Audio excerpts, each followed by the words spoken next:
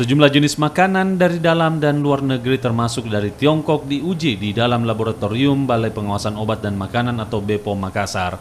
Dalam uji kandungan makanan ini, BPOM Makassar memeriksa makanan bebas dari bahan berbahaya dan bebas dari virus corona.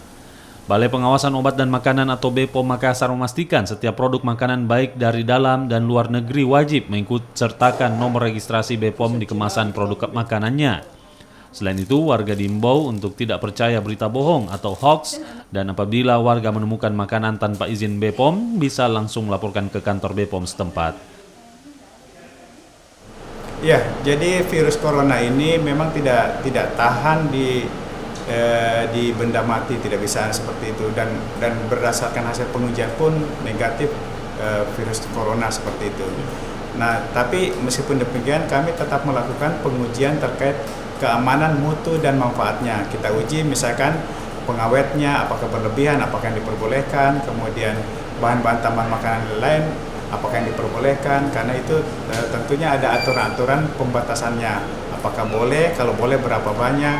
Nah, itu yang kita lakukan secara rutin, baik untuk makanan-makanan yang produk dalam negeri maupun impor dari Cina maupun dari luar negeri lainnya seperti itu. Sejauh ini belum ada yang kita dapatkan yang tidak memenuhi persyaratan. Oke.